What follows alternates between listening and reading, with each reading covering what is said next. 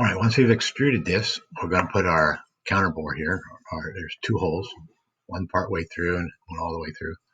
But just to kind of review, we've named our part here. We've changed. This is the first extrusion of the hinge guide. There's the first extrusion of the wedge block. So you right click on rename. Those are in your instructions on chapter 5.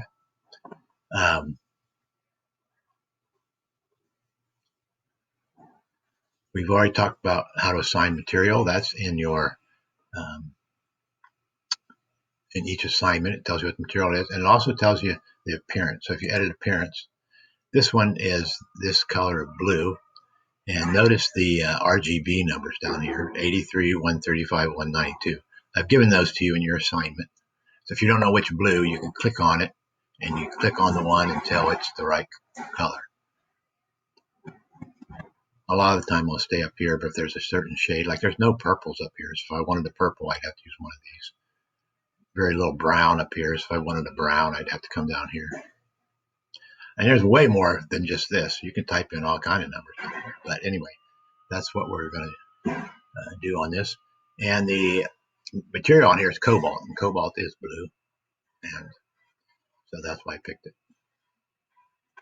Okay, so now we need to put this counterbore on here. A counterbore is, if you put a bolt in here and you want the head of the bolt to be below the surface, then you have to drill a bigger hole for the head to fit below the surface, but still not so big that it has to hold, can't go through the little hole.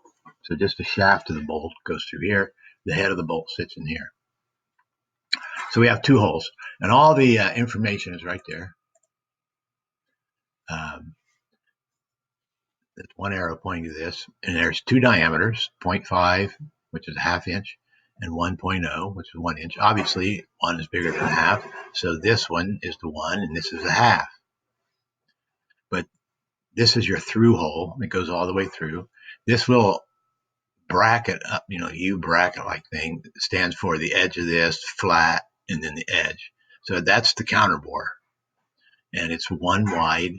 And the depth, this means it goes down 1/8 of an inch. 0.125 is an eighth. So you have an 1/8 inch counterbore, 1 inch wide, and a ½ inch through hole. Okay, so we go back to the counterbore. So we go to our hole tool. We've used this last week, but now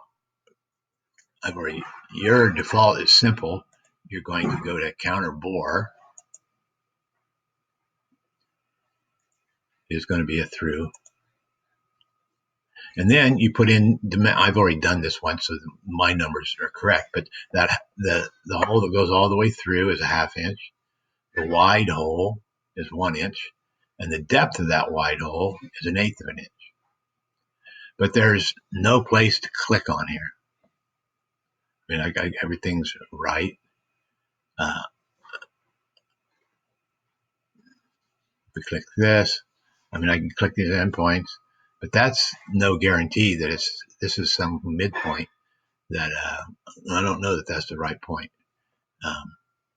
So we got to do something else first. We got to put a point in the right place, and that point is 1 inch in from the edge and 1 inch in from this edge, from both edges 1 inch. And that point that it was snapping to was over here somewhere, so we didn't want it.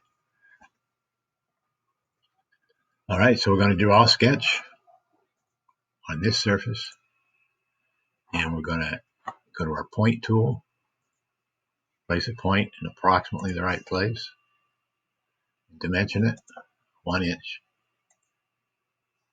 from that edge,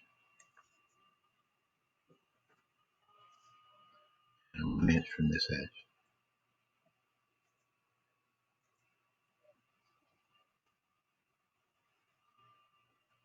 Now we have a point in the right place. That's all. That's all. That sketch just has one point in it.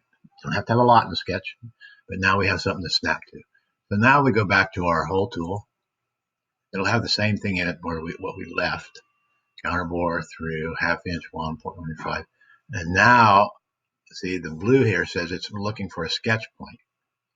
So There, I can click on the sketch point, and boom, it puts both holes in at the same time. So that, my friends, is how you do a counter bore.